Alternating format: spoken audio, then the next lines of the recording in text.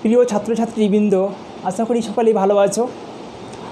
আজকে তোমাদের দশম শ্রেণীর চতুর্থ অধ্যায়ের একটি গুরুত্বপূর্ণ বিষয় নিয়ে আলোচনা করব, সেটা হচ্ছে 1857 খ্রিস্টাব্দের বিদ্রোহ। তো তোমাদের খুবই গুরুত্বপূর্ণ এটা। তোমাদের এই 1857 সালের বিদ্রোহের যে বিষয়টি তোমাদের সিলেবাসে রয়েছে সেটা হচ্ছে যে এই 1857 সালের বিদ্রোহের প্রকৃতি কী ছিল বা চরিত্র কী ছিল। তো আমরা এই চরিত্রটাকে বিশ্লেষণ করার আগে বা এই চরিত্রটাকে ভালো করে বুঝতে হলে আমাদের এই বিদ্রোহের কারণ, বিস্তার এবং এই বিদ্রোহের প্রধান নেতৃবৃন্দ কী ছিল সেটাকেও একটু আমাদের জানতে হবে। তার জন্য আমরা আগে কারণ বা অন্যান্য বিষয়গুলো আলোচনা করব, তারপরে এই বিদ্রোহের প্রকৃতি বা চরিত্র কী ছিল সেটা আমরা আলোচনা করব। তো প্রথমে আমরা সংক্ষেপে এই বিদ্রোহের কারণগুলি কী ছিল একটু আমরা দেখে নিই। তো এই বিদ্রোহের কারণগুলির মধ্যে সংক্ষেপে আমরা দেখতে পাচ্ছি রাজনৈতিক কারণগুলোকে আমরা রাজনৈতিক কারণ, অর্থনৈতিক কারণ, ভারতীয়দের প্রতি ঘৃণা, ইংরেজদের, সামাজিক কারণ, ধর্মীয় কারণ, সামরিক কারণ, সেই সঙ্গে ছিল প্রত্যক্ষ কারণ, যে কারণটাকে কেন্দ্র করে বিদ্রোহটা শুরু হয়েছে। ঠিক আছে, আমরা এই কারণগুলোকে একে একে বিস্তারিত আলোচনা করব। প্রথমে দেখা যাক রাজনৈতিক কারণ। রাজনৈতিক কারণের মধ্যে যে বিষয়টা চলে আসে সেটা হচ্ছে লর্ড ডালহৌসির তার রাজ্য বিস্তার নীতি। গভর্নর জেনারেল লর্ড ডালহৌসি তার রাজ্য বিস্তার তার রাজ্য সাম্রাজ্য বিস্তার নীতি ভারতবর্ষের মহাবিদ্রোহের একটা বড় কারণ ছিল। রাজ্য বিস্তারের ক্ষেত্রে লর্ড ডালহৌসি 3 ধরনের নীতি নিয়েছিলেন: যুদ্ধের দ্বারা রাজ্য জয় নীতি, সত্ত্ব বিলোপ নীতি এবং কুশাসনের অজুহাতে রাজ্য দখল। তো লর্ড ডালহৌসির সবথেকে যে নীতিটি মহাবিদ্রোহের জন্য অত্যন্ত কারণ হয়ে উঠেছিল সেটা হচ্ছে তার সত্ত্ব বিলোপ নীতি প্রয়োগ। এই সত্ত্ব বিলোপ নীতিটা কী ছিল? তোমরা হয়তো ক্লাস 8-এ এই সত্ত্ব বিলোপ নীতি সম্পর্কে পড়েছো লর্ড ডালহৌসির। তো এই সত্ত্ব বিলোপ নীতিতে লর্ড ডালহৌসি বললেন যে যদি কোনো ব্রিটিশ আশ্রিত দেশীয় রাজ্যের রাজা অপুত্রক অবস্থায় মারা যায়, তাহলে সেই রাজার দত্তক পুত্রের উত্তরাধিকার স্বীকার করা হবে না। ভালো করে শুনে রাখো যে কোনো দেশীয় রাজার যদি অপুত্র অর্থাৎ নিজের পুত্র না থাকে, তাহলে সে যদি দত্তক পুত্র গ্রহণ করে তাহলে তার আইনত তার উত্তরাধিকার অর্থাৎ পরবর্তী রাজা হিসেবে তাকে স্বীকার করা হবে না। তার রাজ্যটি সরাসরি ব্রিটিশ সাম্রাজ্যভুক্ত হয়ে যাবে। তো এর আগে নিয়ম ছিল যে কোনো রাজার যদি নিজ পুত্র না থাকে তাহলে সে অন্য কোনো একজনকে দত্তক হিসেবে পুত্র নিতে পারে এবং সে নিজ পুত্রের মতো এই সমস্ত অধিকার ভোগ করত। কিন্তু সেই চিরাচরিত যে অধিকার সেটাকে খর্ব করে দিল লর্ড ডালহৌসি সত্ত্ব বিলোপ নীতি প্রয়োগ করে। এবং এই সত্ত্ব বিলোপ নীতি প্রয়োগ করে একে একে অনেক রাজ্য দখল করতে শুরু করলো। আমরা দেখব কোন কোন রাজ্যগুলো দখল করেছিল। প্রথম যে রাজ্যটি সত্ত্ব বিলোপ নীতি প্রয়োগ করে দখল করে নিয়েছিল লর্ড ডালহৌসি সেটা হচ্ছে সাতারা। এই সাতারা রাজ্যটি প্রথম তিনি দখল করেছিলেন। এরপরে তিনি দখল করলেন ঝাঁসি, তারপরে তিনি দখল করলেন নাগপুর, তারপরে তিনি দখল করলেন উদয়পুর, একে একে এইভাবে সম্বলপুর, তাঞ্জোর। এই রাজ্যগুলো দখল করে নিয়েছিল লর্ড ডালহৌসি সত্ত্ব বিলোপ নীতি প্রয়োগ করে। তোমরা এই রাজ্যগুলোর অবস্থানটা ম্যাপে দেখানো হয়েছে, তোমরা ভালো করে দেখবে, কারণ তোমাদের ক্লাসে পরীক্ষায় ম্যাপ পয়েন্টিং আসে। তো এইভাবে সাতারা, ঝাঁসি, নাগপুর, উদয়পুর, সম্বলপুর, তাঞ্জোর এই রাজ্যগুলো একে একে সত্ত্ব বিলোপ নীতি প্রয়োগ করে লর্ড ডালহৌসি ব্রিটিশ সাম্রাজ্য সরাসরি ব্রিটিশ সাম্রাজ্যভুক্ত করে নিল। স্বাভাবিকভাবেই এই রাজ্যগুলির যারা দত্তক পুত্র ছিলেন বা তাদের রানী ছিলেন তারা স্বাভাবিকভাবে ইংরেজদের প্রতি ক্ষিপ্ত হবে। শুধু তাই নয়, লর্ড ডালহৌসি যে পেশোয়া দ্বিতীয় বাজিরাওয়ের যে দত্তক পুত্র নানা সাহেব ছিলেন তাকে বৃত্তি দেওয়া হতো, ভাতা দেওয়া হতো।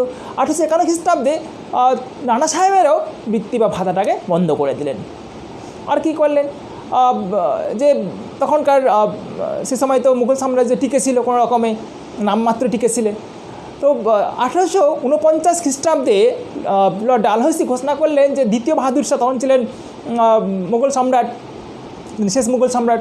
তো তিনি ঘোষণা করলেন যে অর্থাৎ দ্বিতীয় বাহাদুর শাহ সমেত তাদের উত্তরাধিকাররা সবাই লালকেল্লাতে বসবাস করত। তিনি ঘোষণা করলেন যে দ্বিতীয় বাহাদুর শাহের উত্তরাধিকাররা আর কেউ লালকেল্লায় থাকতে পাবেন না, তাদেরকে সকলকেই লালকেল্লা ছাড়তে হবে। এইভাবে তার সত্ত্ববিলোপ নীতি বা অন্যান্য নীতির প্রয়োগ করে তখন অনেক রাজ্য দখল করে নিলেন বা অনেক রাজার খেতাব, উপাধি, ভাতা, সুযোগ সুবিধাগুলোকে থেকে বঞ্চিত করছেন। তাছাড়া তিনি কুশাসনের অজুহাত, যে ঠিকঠাক শাসন করা হচ্ছে না, প্রজারা নিপীড়িত হচ্ছে, শোষিত হচ্ছে, এই শুধুমাত্র এই অজুহাত দেখিয়েই তিনি অযোধ্যা রাজ্যটি দখল করে নিলেন। ঠিক আছে? তো লর্ড ডালহৌসির এই সাম্রাজ্য বিস্তার নীতি, সাম্রাজ্যবাদী নীতি মহাবিদ্রোহের একটা বড় কারণ ছিল। এবার আমরা নেক্সট কারণটা চলে যাব, অর্থনৈতিক কারণ। এটা খুব গুরুত্বপূর্ণ কারণ মহাবিদ্রোহের ক্ষেত্রে। ইংরেজদের তখন তো ইংরেজ ইস্ট ইন্ডিয়া কোম্পানির শাসন চলছিল। ইংরেজ ইস্ট ইন্ডিয়া কোম্পানির শাসনের কৃষক, শ্রমিক, কারিগর, বণিক কোনো শ্রেণীর মানুষই সুবিধা হয়নি, সমস্ত শ্রেণীর মানুষই বঞ্চিত, শোষিত হয়েছিল। তো কারিগর এবং কৃষকরা সবথেকে বেশি শোষিত হয়েছিল, বণিকরাও তাদের বাণিজ্য হারাতে হয়েছিল। তো কৃষকরা বিশেষ করে তাদের যে ভূমি রাজস্ব নীতি প্রবর্তন করেছিল, সমস্ত রকমের ভূমি রাজস্ব নীতিতেই রাজস্ব বৃদ্ধি করা হয়েছিল। রাজস্ব বৃদ্ধি করার ফলে কৃষকদের দুর্দশা সাধারণভাবে বৃদ্ধি পেয়েছে। ইংরেজ ইস্ট ইন্ডিয়া কোম্পানি তাদের ভারতের রাজ্য বিস্তার করার পরে একে একে মেনলি 3টি প্রধান ভূমি রাজস্ব বন্দোবস্ত ব্যবস্থা চালু করেছিলেন ভারতের 3 অঞ্চলে। এই 3টি বন্দোবস্ত কী ছিল নিশ্চয় তোমরা জানো বা এর আগে পড়েছো, তো একটা দেখে নিই। ভারতের বাংলা, বিহার, উড়িষ্যায় দক্ষিণ ভারতে রায়তওয়াড়ি বন্দোবস্ত, তারপরে বাংলা, বিহার, উড়িষ্যায় চিরস্থায়ী বন্দোবস্ত এবং উত্তর মধ্য ভারতে মহালয়ারি বন্দোবস্ত চালু করেছে।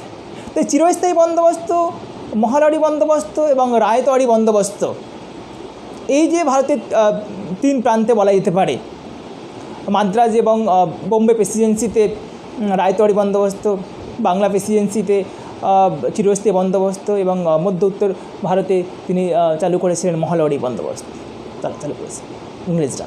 তো এই 3 ধরনের বন্দোবস্তেতেই কৃষকদের কোনো সুবিধা হয়নি। কৃষকরা অতিরিক্ত রাজস্ব প্রদান করতে তাদের বাধ্য করা হয়েছিল। আসলে এই 3টে ব্যবস্থাই ছিল কী করে কৃষকদের কাছ থেকে অত্যাধিক হারে রাজস্ব আদায় করা যায়, তারই এই ব্যবস্থা ছিল। তো স্বাভাবিকভাবে কৃষকরা শোষিত হয়েছিল, পীড়িত হয়েছিল, তাদের কোনো অধিকার এই সমস্ত বন্দোবস্তে দেওয়া হয়নি। তো কৃষকরা তারপরে ক্ষিপ্ত হয়ে গেছিল। তো 1857 সালে মহাবিদ্রোহে তাদের কৃষকরা ব্যাপকভাবে অংশগ্রহণ করেছিল। তাছাড়া যারা কারিগর ছিল, ভারতবর্ষে চিরাচরিত যে কুটির শিল্প ছিল, একটা সময় ভারতবর্ষের কুটির শিল্পে তৈরি, তাঁতে তৈরি কাপড় কোটা ইউরোপের বাজার, কোটা ইংল্যান্ডের বাজার ছেয়ে যেত। কিন্তু যখন ইংল্যান্ডের শিল্প বিপ্লব সংগঠিত হলো, সেই ইংল্যান্ডে শিল্পে তৈরি, বড় বড় কারখানায় তৈরি যে শিল্প এত পণ্যগুলো, বিশেষ করে বস্ত্র, ইংরেজ নীতির কারণেই ব্যাপক হারে চলে আসতে শুরু হলো। কারণ ইংল্যান্ডের সরকার ইংরেজদের একচেটিয়া বাণিজ্যিক অধিকার খর্ব করে অবাধ বাণিজ্য নীতি গ্রহণ করলো এবং ইংল্যান্ড থেকে প্রচুর পরিমাণে শিল্পজাত পণ্য, বিশেষ করে বস্ত্র আসতে শুরু করলো। এই বস্ত্রগুলো ভারতের তাঁতে তৈরি বস্ত্রের সঙ্গে বস্ত্রগুলো ইংল্যান্ডে তৈরি শিল্পে তৈরি, বড় বড় কারখানায় তৈরি বস্ত্রের সঙ্গে পাল্লা দিয়ে উঠতে পারল না, কারণ সেগুলো ছিল অনেক সস্তা। এর ফলে ভারতের চিরাচরিত কুটির শিল্পগুলো ধ্বংস হয়ে গেল, অনেক কারিগর বেকারে পরিণত হলো, বেকার হয়ে গেল, ঠিক আছে, অনেক কারিগর বেকারে পরিণত হয়েছিল, তো বেকারত্বের সংখ্যা বৃদ্ধি পেয়েছিল। তো এইভাবে ব্রিটিশ যে অর্থনীতি ছিল ভারতবর্ষে তারা চালু করেছে, তার দ্বারা সমস্ত শ্রেণীর মানুষ শোষিত নিপীড়িত হয়েছিল, এবং এই অর্থনৈতিক শোষণ নিপীড়ন মহাবিদ্রোহের একটা বড় কারণ ছিল। এর পরের যে কারণটা সেটা হচ্ছে ভারতীয়দের প্রতি ঘৃণা ইংরেজদের। ইংরেজরা নিজেদেরকে শ্বেতাঙ্গ মনে করতেন, ভারতীয়রা হচ্ছে কৃষ্ণাঙ্গ, তার জন্য ভারতে যে কালো বর্ণের, সেহেতু ভারতীয়দের প্রতি বিভিন্ন রকমভাবে ঘৃণা বিদ্বেষ পোষণ করত। বিভিন্ন জায়গাতেই শিক্ষা প্রতিষ্ঠান, অফিস আদালত সব জায়গাতেই ইংরেজরা ভারতীয়দের ঘৃণার চোখে দেখত, তাচ্ছিল্য করতো, অবজ্ঞা করত। এমনকি তাদের যে বিভিন্ন ইউরোপিয়ান ক্লাবগুলো ছিল, সেই ইউরোপিয়ান ক্লাবগুলোতে লেখায় থাকতো জাতিবিদ্বেষীমূলক একটা কথা, যে কুকুর এবং ভারতীয়দের প্রবেশ নিষেধ, অর্থাৎ ভারতীয়দের কুকুরের সঙ্গে তুলনা করা হতো। তো এই ভারতীয়দের প্রতি এই যে ইংরেজদের ঘৃণা বিদ্বেষ, জাতিবিদ্বেষী মানসিকতা, সেটাও মহাবিদ্রোহের একটা খুব বড় কারণ ছিল। নেক্সট হচ্ছে সামাজিক কারণ। সামাজিক কারণটা হচ্ছে যে ইংরেজরা যদিও ভালোর জন্যই করেছিল, বেশ কিছু সমাজ সংস্কারক ভারতবর্ষে যে কুসংস্কারগুলো ছিল সেগুলো দূর করার জন্য আন্দোলন করেছিল, এবং তারই পরিপ্রেক্ষিতে ইংরেজরা এই সামাজিক কুসংস্কারগুলোকে দূর করার জন্য বেশ কিছু আইন নিয়েছিল। তো এই যে আইনগুলো নিয়ে আসা হলো, এর ফলে রক্ষণশীল গোষ্ঠীর মানুষরা কিন্তু ক্ষিপ্ত হয়েছিল। যেমন সতীদাহ প্রথা নিষিদ্ধ করা হয়েছিল আইন করে, রাজা রামমোহন রায় আন্দোলন করলেন সতীদাহ প্রথার বিরুদ্ধে। তারপরে 1829 খ্রিস্টাব্দে উইলিয়াম বেন্টিং সতীদাহ প্রথাকে নিষিদ্ধ ঘোষণা করলেন। এছাড়া বিধবাদের পুনর্বিবাহ প্রচলন করা হয়েছিল 1856 খ্রিস্টাব্দে। ঈশ্বরচন্দ্র বিদ্যাসাগর তার প্রচেষ্টায় তিনি বিধবা বিবাহ আন্দোলন করে আইন পাশ করালেন এবং বিধবাদের পুনর্বিবাহের ব্যবস্থা করলেন। এরকমভাবে অনেক মানে নারী শিক্ষার বিস্তার ঘটনা হয়েছিল ইংরেজ আমলেই। তো এই সমস্ত কিছু যারা রক্ষণশীল ব্যক্তিবর্গ ছিলেন হিন্দু সমাজ, বিশেষ করে যে সতীদাহ প্রথা, বাল্যবিবাহ প্রচলন, বাল্যবিবাহ নিষিদ্ধকরণ বা বিধবা বিবাহের প্রচলন, নারী শিক্ষার বিস্তার, এই সমস্ত বিষয়গুলো সংস্কারমূলক কাজগুলো, সামাজিক কাজগুলো কিন্তু রক্ষণশীল হিন্দুরা ভালো চোখে দেখেনি। তার ফলে এই রক্ষণশীল মানুষগুলো ব্রিটিশ সরকারের প্রতি বিক্ষুব্ধ ছিল। তো এই সামাজিক উন্নয়নমূলক কাজের পরিপ্রেক্ষিতে হিন্দু সমাজে রক্ষণশীল গোষ্ঠীরা বিরাগ ভাজন হচ্ছে, সেই বিরাগ থেকেও মহাবিদ্রোহের সৃষ্টি হচ্ছে। 1857 সালে বিদ্রোহ সৃষ্টি হচ্ছে। এরপরে যেটা কারণ সেটা হচ্ছে ধর্মীয় কারণ। ধর্মীয় কারণের মধ্যে আমরা দেখতে পাবো যে ইংরেজরা তো ভারতবর্ষ প্রথমে বাণিজ্য করতে আসছে, তারপরে ভারতবর্ষকে শাসন করছে। তো বাণিজ্য এবং শাসন করার সঙ্গে সঙ্গে ইউরোপ থেকে এক শ্রেণীর ধর্মপ্রচারক ভারতবর্ষে আসছে খ্রিস্টান ধর্ম প্রচার করতে, যাদের বলা হয় খ্রিস্টান মিশনারি। খ্রিস্টান মিশনারিরা এদের কাজ হচ্ছে তাদের খ্রিস্ট ধর্ম প্রচার করা। তারা বিভিন্ন রকমভাবে ভারতবর্ষে বিভিন্ন জায়গায় তাদের ধর্ম, খ্রিস্টান ধর্ম প্রচার করতে শুরু করল। এরা বিদ্যালয়, হাসপাতাল, জেলখানা, এমনকি হাটে বাজারেও বিভিন্ন জায়গায় বিভিন্ন রকমভাবে তাদের খ্রিস্টান ধর্ম শ্রেষ্ঠ বলে প্রচার করতে শুরু করলো। এর ফলে কী হচ্ছে যে যারা মুসলিম এবং হিন্দু ধর্মের মানুষ তাদের ধর্মচ্যুত হওয়ার একটা আশঙ্কা তৈরি করলো। এমনকি এই খ্রিস্টান মিশনারিরা এই হিন্দু মুসলিম ধর্মের মানুষদের খ্রিস্ট ধর্মে অনেক রকমভাবে প্রলুব্ধ করত। সেই সঙ্গে তারা হিন্দু এবং ইসলাম ধর্মের বিরুদ্ধে জঘন্য মিথ্যা প্রচার চালাতো যে হিন্দু এবং ইসলাম ধর্ম বিভিন্নভাবে খারাপ বা অনেক কুসংস্কারে ভরা রয়েছে, তাদের ধর্ম ভালো, এবং অনেক আর্থিক প্রলোভনও দেওয়া হতো। তো খ্রিস্টান মিশনারিদের এই যে খ্রিস্টান ধর্ম প্রচারের যে উদ্যোগ, এতেও ভারতের মানুষরা ভীত সন্ত্রস্ত হয়ে গেছিল এবং বিক্ষুব্ধ হয়ে গেছিল। তো এই ধর্মীয় কারণটিও 1857 সালের বিদ্রোহের একটা কারণ ছিল। এবার একটা গুরুত্বপূর্ণ কারণ, সেটা সামরিক কারণ। ইংরেজ ইস্ট ইন্ডিয়া কোম্পানির যে সেনাবাহিনী ছিল, সেই সেনাবাহিনীতে এবার ইংরেজ সৈন্য ছিল, সেরকম ভারতীয়রা তাদের সেনাবাহিনীতে কাজ করতো, চাকরি করত। যে সমস্ত ভারতের মানুষ ইংরেজ সেনাবাহিনীতে চাকরি করত সৈনিক হিসাবে, তাদেরকে বলা হতো সিপাহী। তো এই সিপাহীরাও ইংরেজদের নীতি আদর্শ নিয়মের কারণে বিক্ষুব্ধ ছিল। এই ভারতীয় সেনাদের প্রতি ব্রিটিশ সেনারা নানা রকমভাবে দুর্ব্যবহার করত, তাচ্ছিল্য করতো, এখানেও ঘৃণা করত। তাছাড়া এই ভারতীয় সিপাহীদের বেতন ছিল অনেক কম। ইংরেজ সৈন্য এবং ভারতীয় সৈন্য বা সিপাহীরা একই কাজ করছে, তবুও তাদের বেতন খুব কম দেওয়া হতো। ভারতীয় সৈন্যদের, সিপাহীদের নিম্নমানের খাবার দেওয়া হতো। তো এরকম বিভিন্ন কারণে, এমনকি তাদের পদোন্নতি হতো না ভারতীয় সেনাদের, সিপাহীদের। এছাড়াও কি করা হতো যে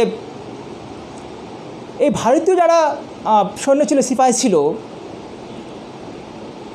ইংরেজরা তাদের সেনাবাহিনীতে নিয়ম চালু করলে যে কোনো সৈন্য তাদের ধর্মীয় রীতিনীতি প্রচার দেবে এমন কোনো চিহ্ন তারা ব্যবহার করতে পারবে না।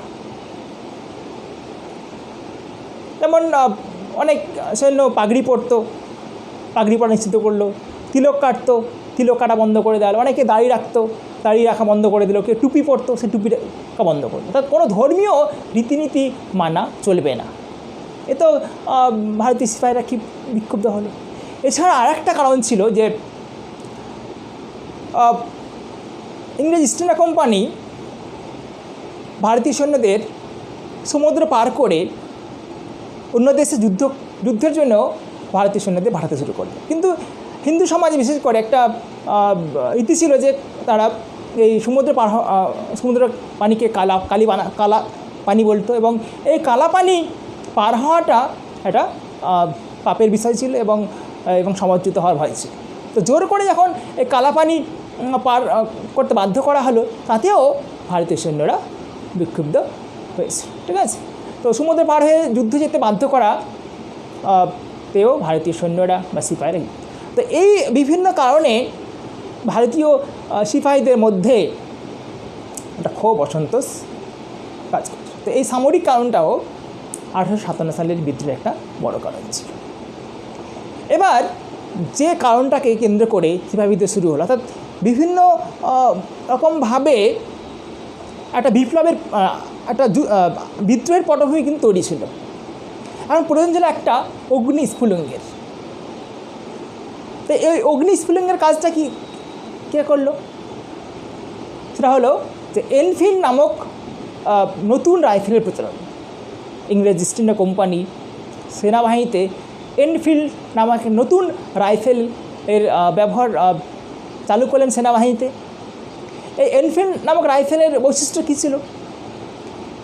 একটা গুজব, যদি অনেকে বলা হয় এটা গুজব, যে এটা রটনা উঠে গেল যে সেই এনফিল্ড নামক রাইফেলের যেটা কার্তুজ বা গুলি, সেটা একটা মোড়কে ভরা থাকতো। সেই মোড়কটা দাঁতে কেটে সেই রাইফেলে পড়তে হতো। কিন্তু সেই মোড়কটাতে নাকি গরু এবং শূকরের চর্বি মাখানো থাকতো। এখন যদি সেই মোড়কে সেই এনফিল্ড রাইফেলের কার্তুজটা ঢোকানো রয়েছে, সেটা যদি দাঁতে কেটে বের করতে যায়, তাহলে আর যদি সেখানে যদি শূকর এবং গরুর চর্বি লাগানো থাকে, তাহলে বিশেষ করে শূকর হচ্ছে যারা ইসলাম ধর্মাবলম্বী মানুষ তাদের নিষিদ্ধ, গরু হচ্ছে হিন্দু ধর্মের ক্ষেত্রে নিষিদ্ধ। তো সেনাবাহিনীতে সিপাহীদের মধ্যে প্রচার রটে গেল যে ইংরেজরা আসলে এই নতুন এনফিল্ড রাইফেলের ব্যবহার করে ভারতীয় সৈন্যদের ধর্মচ্যুত করার একটা প্ল্যানিং তারা নিয়েছে, ঠিক আছে। তো তার জন্য তারা এই নতুন এনফিল্ড নামক রাইফেল ব্যবহার করবে না বলে ঘোষণা করলো, এবং এই এনফিল্ড রাইফেল ব্যবহার করবে না বলে ঘোষণা করে তারা বিদ্রোহ শুরু করলো। তো এই সিপাহী 1817 সালে বিদ্রোহের প্রত্যহ কারণ হচ্ছে এটাই যে এনফিল্ড নামক রাইফেলের ব্যবহারকে কেন্দ্র করে এই বিদ্রোহটা শুরু হয়েছে, ঠিক আছে। তো এবার আমরা দেখব কীভাবে এই বিদ্রোহটা কোথায় সূচনা হচ্ছে এবং বিস্তার এবং কীভাবে ঘটছে এবং এই বিদ্রোহের নেতৃত্ব কারা দিচ্ছে। তো এই বিদ্রোহের সূচনা কোথায় হয়েছিল এ নিয়ে অনেক ঐতিহাসিক বিভিন্ন মতামত দিয়েছেন এবং বিভিন্ন বইয়ে বিভিন্ন রকম লেখা থাকে।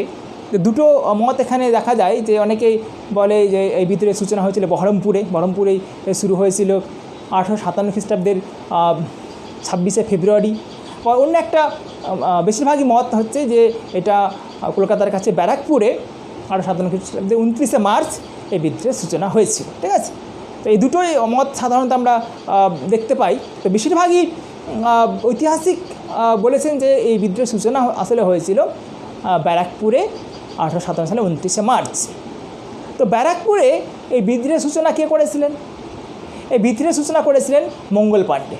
ব্যারাকপুর সেনাবাহিনীর 34 নম্বর নেটিভ ইনফ্যান্ট্রির সিপাহী মঙ্গল পাণ্ডে 1857 খ্রিস্টাব্দের 29শে মার্চ বিদ্রোহ ঘোষণা করে এবং এক ইংরেজ অফিসারকে সে মেরে ফেলে, এবং পরে এই বিদ্রোহের দায়ে মঙ্গল পাণ্ডেকে গ্রেপ্তার করা হয় এবং গ্রেপ্তার করে তাকে ফাঁসি দেওয়া হয়। তো মঙ্গল পাণ্ডে হচ্ছেন প্রথম শহীদ, সিপাহী বিদ্রোহের প্রথম শহীদ হচ্ছেন মঙ্গল পাণ্ডে। এই প্রশ্নটা যে থাকে যে সিপাহী বিদ্রোহের প্রথম শহীদ কে ছিলেন, তো মঙ্গল পাণ্ডে হচ্ছে প্রথম শহীদ। এরপর আমরা দেখব যে এই বিদ্রোহের আর কোথায় কোথায় এটা বিস্তার লাভ করলো এই ব্যারাকপুর এবং এছাড়াও। তো আমরা এই বিদ্রোহের মূল কেন্দ্রগুলো তোমরা একটু ভালো করে দেখো। এখানে অনেক এই যে কেন্দ্রগুলোর মধ্যে যে কোনো একটা তোমাদের পরীক্ষায় আসে ম্যাপ পয়েন্টিংয়ে। তো বহরমপুর তো তোমরা দেখলে, ব্যারাকপুরও তোমরা একটা কেন্দ্র হিসেবে দেখেছো। এছাড়া এরপরে ব্যারাকপুরের পরেই প্রকৃত সূচনা হয়েছিল কিন্তু মিরাটে 1857 সালের বিদ্রোহের প্রকৃত সূচনা ঘটেছিল মিরাট ছাড়াও যেগুলোতে বিদ্রোহ হয়েছিল, কানপুরে হয়েছিল, অযোধ্যা, দিল্লি, সে সঙ্গে ঝাঁসি, খুব বড় একটা গুরুত্বপূর্ণ কেন্দ্র ছিল ঝাঁসি, এলাহাবাদ, ফৈজাবাদ, তারপরে পাটনা, বিহারে এই বিদ্রোহ হয়েছিল, বিহারের পাটনাতেও বিদ্রোহ। এইগুলো হচ্ছে এই 1857 খ্রিস্টাব্দের বিদ্রোহের প্রধান কেন্দ্র। আরও অনেক কেন্দ্র ছিল, দক্ষিণ ভারতে কিছু ছিল। তো এই কেন্দ্রগুলো, মূল যে কেন্দ্রগুলো 1857 সালে বিদ্রোহ ছিল, সেটা তোমরা অবশ্যই ভালো করে দেখে রাখো, কারণ এই কেন্দ্রগুলো তোমাদের ম্যাপ পয়েন্টটিকে চিহ্নিতকরণ করতে দেয়। তাহলে কী দেখে নাও, ব্যারাকপুর, বহরমপুর, মিরাট, অযোধ্যা, দিল্লি, কানপুর, ঝাঁসি, এলাহাবাদ, ফৈজাবাদ, পাটনা, এরকম আরও অনেক কেন্দ্র বিদ্রোহের ছিল, মূল কেন্দ্র ছিল, ঠিক আছে। এবার আমরা এই বিদ্রোহের যারা নেতা ছিলেন, বিভিন্ন কেন্দ্রে যে বিদ্রোহের নেতৃত্ব দিয়েছিলেন, সেই নেতৃত্বের কথা আমরা একটু জানব। তো প্রথমে দিল্লি একটা খুব গুরুত্বপূর্ণ কেন্দ্র ছিল মহাবিদ্রোহের। এখানে কে নেতৃত্ব দিয়েছিলেন? এখানে নেতৃত্ব দিয়েছিলেন তখন সিংহাসনচ্যুত মুঘল সম্রাট দ্বিতীয় বাহাদুর শাহ দিল্লি থেকে নেতৃত্ব দিয়েছিলেন। দ্বিতীয় বাহাদুর শাহকে যারা বিদ্রোহের অন্য নেতৃবৃন্দ এবং বিদ্রোহীরা তাকে ভারতের সম্রাট বা হিন্দুস্তানের সম্রাট বলে ঘোষণা করেছিলেন। এখানে তোমাদের একটা প্রশ্ন হয় যে মহাবিদ্রোহের সময় কাকে বিদ্রোহীরা হিন্দুস্তানের সম্রাট বা ভারতের সম্রাট বলে ঘোষণা করেছিলেন? অবশ্যই হবে দ্বিতীয় বাহাদুর শাহ, মুঘল সম্রাট দ্বিতীয় বাহাদুর শাহ বা বাহাদুর শাহ জাফরও বলা হয়। তো দিল্লি পেলাম। আবার দিল্লিতে এছাড়াও বখত খান নামে একজন, তিনিও দিল্লিতে বিদ্রোহের নেতৃত্ব দিয়েছিলেন। কানপুর একটা খুব গুরুত্বপূর্ণ কেন্দ্র ছিল। কানপুরে এই বিদ্রোহের যারা নেতা ছিলেন তার অন্যতম হচ্ছেন নানা সাহেব। এই নানা সাহেবের আসল নাম গোবিন্দ ধন্দু পন্থ এবং নানা সাহেবের যিনি সহযোগী ছিলেন তাতিয়া টোপি। নানা সাহেবের সহযোগী ছিলেন তাতিয়া টোপি। তার আসল নাম হচ্ছে রামচন্দ্র পাণ্ডুরঙ্গ। এই নামগুলো তোমরা মনে রাখবে। নানা সাহেব এবং তার আসল নাম গোবিন্দ ধন্দু পন্থ। তাতিয়া টোপি ছিলেন নানা সাহেবের সহযোগী। তার আসল নাম হচ্ছে রামচন্দ্র পাণ্ডুরঙ্গ টোপি। এবং কানপুরে আরেকজন বিদ্রোহের নেতৃত্ব ছিলেন, তিনি হচ্ছে আজি মোল্লা। তো কানপুরে এরা বিদ্রোহের নেতৃত্ব দিয়েছিলেন। আরেকটা গুরুত্বপূর্ণ কেন্দ্র হচ্ছে ঝাঁসি। ঝাঁসিতে যিনি নেতৃত্ব দিয়েছেন এটা সবার পরিচিত নাম হচ্ছে রানী লক্ষ্মীবাঈ। তোমরা জানো এই রানী লক্ষ্মীবাঈর আরেক নাম কী ছিল? এর আরেক নাম হচ্ছে মণিকর্ণিকা আম্বে। এই মণিকর্ণিকা আম্বে অর্থাৎ লক্ষ্মীবাঈ তিনি ঝাঁসিতে তার দত্তক পুত্রের অধিকার প্রতিষ্ঠা করার জন্য তিনি আন্দোলন করেছিলেন। বিহারে কুনওয়ার সিং, বিহারের মেন কেন্দ্র ছিল পাটনা। তো সেখানে মহাবিদ্রোহের নেতৃত্ব দিয়েছিলেন এই কুনওয়ার সিং। অযোধ্যায় বেগম হজরত মহল তার পুত্র মির্জিস কাদিরের অধিকার প্রতিষ্ঠা করার জন্যই তিনি হজরত মহল অযোধ্যায় নেতৃত্ব দিয়েছিলেন। ফৈজাবাদে মৌলভী আহমদুল্লাহ নেতৃত্ব দিয়েছিলেন। এই মৌলভী আহমদুল্লাহ আর খুব গুরুত্বপূর্ণ ভূমিকা ছিল 1857 সালে মহাবিদ্রোহে। তার জন্য একজন ব্রিটিশ লেখক লিখেছেন তার গ্রন্থে যে স্বাধীনতা পুনরুদ্ধারের জন্য সংগ্রামকে যদি দেশপ্রেমের নিদর্শন বলে গণ্য করা হয় তবে মৌলভী আহমদুল্লাহ নিঃসন্দেহে একজন খাঁটি দেশপ্রেমিক ছিলেন। তো ফৈজাবাদে মৌলভী আহমদুল্লাহ এই বিদ্রোহের নেতৃত্ব দিয়েছিলেন। তো এ গেল বিদ্রোহের নেতৃবৃন্দ। এবার আমরা দেখব একটু এই বিদ্রোহের পরিণতি কী হয়েছিল। অবশ্যই বিদ্রোহ ব্যর্থ হয়েছিল।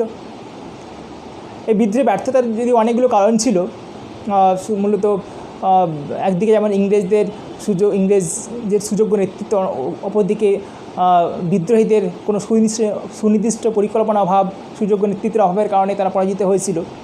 তো এই সময় ইংরেজ যে সমস্ত সেনাপতি ছিলেন তারা সবাই দক্ষ ছিলেন। তো ইংরেজ সেনাপতিদের নাম তোমাদের এখানে দেখতে পাচ্ছ। ইংরেজ সেনাপতিগুলোর নাম তোমরা একটু মনে রাখবে। John Lawrence, Outram, Havelock, Neill, Campbell, Hugh Rose, এরকম অনেক সেনাপতি যারা খুব যোগ্য ছিলেন। এই যোগ্য সেনাপতির নেতৃত্বে ইংরেজরা এই 1857 সালের বিদ্রোহকে দমন করতে কিন্তু সক্ষম হয়েছিলেন। কার কী হলো? যেমন দিল্লি 1857 সালের সেপ্টেম্বরের মধ্যেই ইংরেজরা দিল্লিকে পুনরায় দখল করে নিয়েছিলেন এবং দ্বিতীয় বাহাদুর শাহ, যিনি দিল্লিতে এই বিদ্রোহের নেতৃত্বে ছিলেন, তাকে গ্রেপ্তার করা হয় এবং তাকে রেঙ্গুনের নির্বাসনে পাঠিয়ে দেওয়া হলো। মায়ানমারের রাজধানী রেঙ্গুন, সেখানে নির্বাসনে পাঠিয়ে দেওয়া হলো এবং সেখানেই 1862 খ্রিস্টাব্দে তার মৃত্যু হচ্ছে এবং সেখানে তার সমাধি রয়েছে। ঝাঁসি রানী লক্ষ্মীবাঈ ইংরেজদের বিরুদ্ধে প্রবল বিক্রমে যুদ্ধ করার পর 1857 খ্রিস্টাব্দের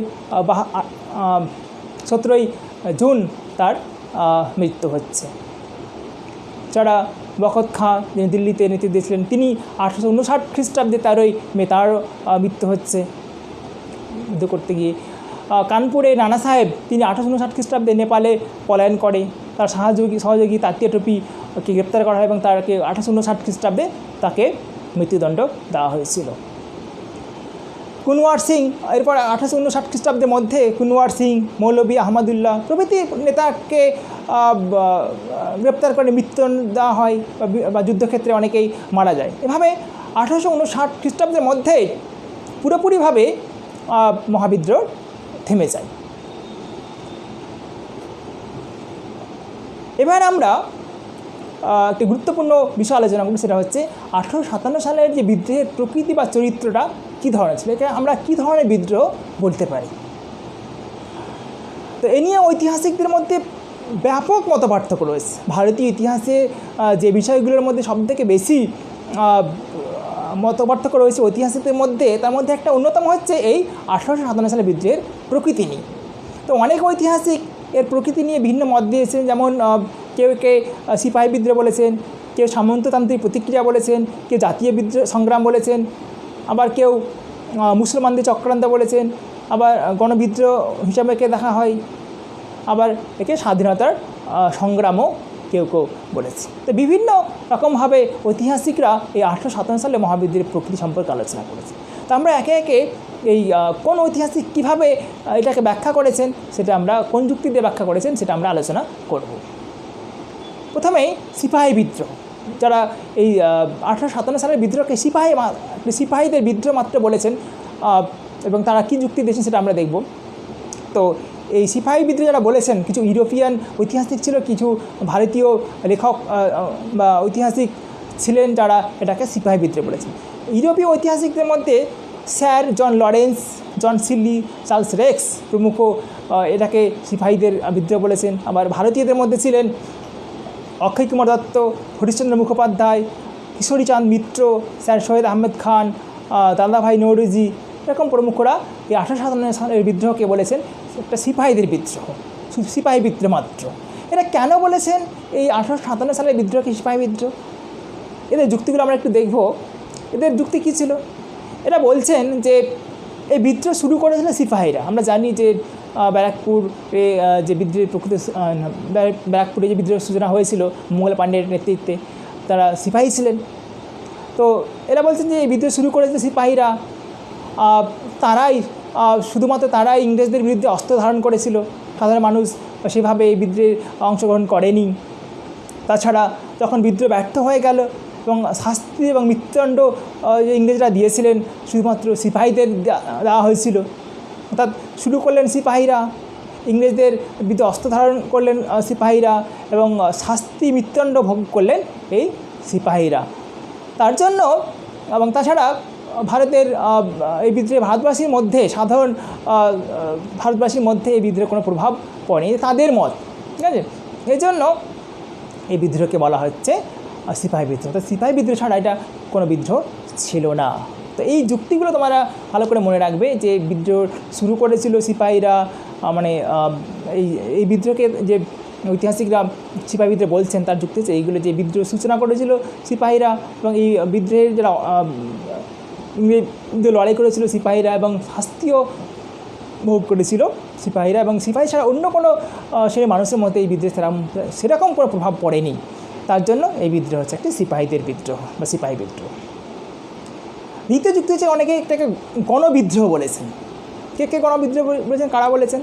ঐতিহাসিক নটন, ম্যালেসন, বল, জন কে প্রমুখ ঐতিহাসিকরা 1857 সালের বিদ্রোহকে বলেছেন একটি গণবিদ্রোহ এবং তারা প্রমাণ করার চেষ্টা করেছেন। গণবিদ্রোহ মানে হচ্ছে যে বিদ্রোহে সাধারণ মানুষ, শ্রমিক, কৃষক, সমস্ত শ্রেণীর মানুষ অংশগ্রহণ করে, সেটাকেই বলা হয় গণবিদ্রোহ। তো এরা 1857 সালের বিদ্রোহটিকে গণবিদ্রোহ বলেছেন। এদের যুক্তি কী ছিল? এদের বলছেন যে এরা যে ভারতের এক বৃহৎ অঞ্চল, পশ্চিম বিহার থেকে পুরো পাঞ্জাবের বিস্তীর্ণ অঞ্চল জুড়ে এই বিদ্রোহে বিস্তার লাভ করেছিল। বিদ্রোহ কোনো একটা সংকীর্ণ অঞ্চলে সীমাবদ্ধ ছিল না। তাছাড়া এই বিদ্রোহের অন্তত বেশ কিছু অঞ্চলে ব্রিটিশ শাসনের অবসান ঘটে গেছিল এবং বিভিন্ন প্রান্তের সাধারণ মানুষ, বিশেষ করে কৃষক, শ্রমিক, কারিগররা এই বিদ্রোহে স্বেচ্ছায় অংশগ্রহণ করেছিল।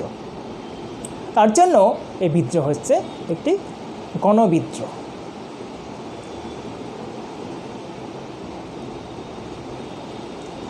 আরেকটা এই বিদ্রোহের সম্পর্কে আরেকটা মত হচ্ছে এটা হচ্ছে একটা জাতীয় বিদ্রোহ।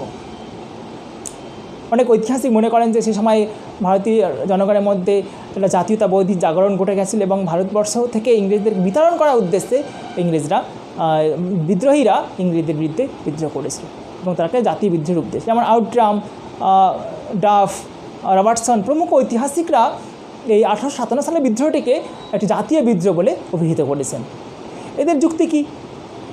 এদের মতে হচ্ছে যে যেমন মুজাফফরনগর, বিহার, উত্তরপ্রদেশ প্রভৃতি অঞ্চলে সিপাহীদের সঙ্গে সংযোগ ছাড়াই, সিপাহীরা শুধু না, সিপাহীদের সংযোগ ছাড়াই অসামরিক লোকজন অর্থাৎ জমিদার, শ্রমিক, কারিগর এরা এবং কৃষক, জমিদারদের সঙ্গে জমিদার শ্রেণীর ব্রিটিশ বিরোধী আন্দোলনে সক্রিয় হয়েছে। অর্থাৎ সাধারণ মানুষ অসামরিক লোকজন, শুধু সিপাহী ছাড়াও অসামরিক কৃষক, শ্রমিক লোকজন এবং জমিদাররা ব্রিটিশদের বিরুদ্ধে সক্রিয় আন্দোলন গড়ে তোলে।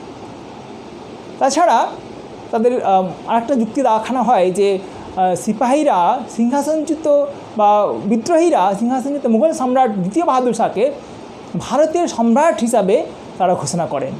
ভারতের সম্রাট, ওটা জাতির সম্রাট হিসাবে যখন দ্বিতীয় বাহাদুর শাহকে ঘোষণা করে, তাদের মধ্যে একটা জাতীয়তাবাদী মনোভাব জেগে উঠছে। তো জাতীয়তাবাদী মনোভাব থেকেই সিপাহীরা বা সাধারণ নেতারা বা আন্দোলনকারীরা দ্বিতীয় বাহাদুর শাহকে ভারতের সম্রাট হিসেবে ঘোষণা করেছে। তো এই সমস্ত যুক্তি দেখিয়ে সমস্ত ঐতিহাসিকরা বলছেন যে 1857 সালে বিদ্রোহ ছিল একটা জাতীয় বিদ্রোহ। আবার একে স্বাধীনতার প্রথম যুদ্ধ বলেছেন। বিনায়ক দামোদর সাভারকর, বিপ্লবী বিনায়ক দামোদর সাভারকর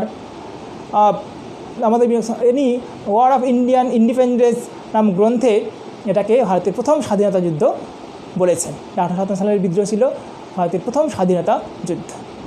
দামোদর বিনায়ক সাভারকর তিনি ওয়ার অফ ইন্ডিয়ান ইন্ডিপেন্ডেন্স গ্রন্থ লিখেছেন। সেই গ্রন্থে এই অনেকে 1857 সালের বিদ্রোহকে একটি সামন্ততান্ত্রিক প্রতিক্রিয়া বলেছেন। কারা কারা বলেছেন?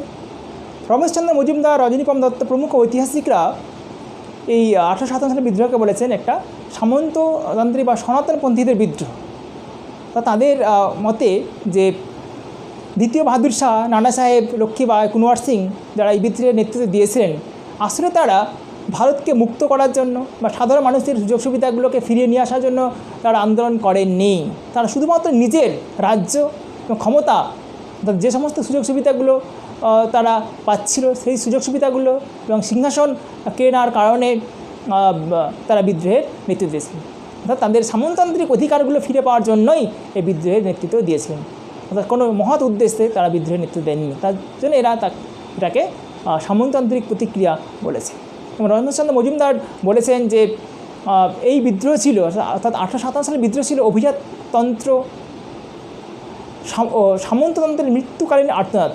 অভিজাততন্ত্র ও সামন্ততন্ত্রের মৃত্যুকালীন আর্তনাদ বলেছেন রমেশচন্দ্র মজুমদার। অনেকে এটাকে মহাবিদ্রোহ বলেছেন। অর্থাৎ কিছু জাতীয়তাবাদী ঐতিহাসিক কিছু এই বিদ্রোহের ব্যাপকতা, যে বিস্তীর্ণ অঞ্চল জুড়ে এই বিদ্রোহ ছড়িয়ে পড়েছিল, তার জন্য এটাকে মহাবিদ্রোহ বলেছেন। কারণ এই 1857 সালের বিদ্রোহের আগে এত বিস্তীর্ণ অঞ্চল জুড়ে কিন্তু কোনো বিদ্রোহ সংঘটিত হয়নি। এই বিদ্রোহ যে ব্যাপক ভারতের বিস্তীর্ণ অঞ্চল জুড়ে ছড়িয়ে পড়েছিল, এটা অনেকেই স্বীকার করেছেন। তাদের একে অনেকেই মহাবিদ্রোহ বলেছে। আবার এক শ্রেণীর ঐতিহাসিক এটাকে মুসলমানদের চক্রান্ত বলেছেন। যেমন পাকিস্তানি ঐতিহাসিক IH কুরেশি, সৈয়দুল হক প্রমুখ 1857 বিদ্রোহ বলেছেন মুসলমানদের চক্রান্ত, কারণ মুসলমানরাই এটা চক্রান্ত করে বিদ্রোহটা সংঘটিত করেছে।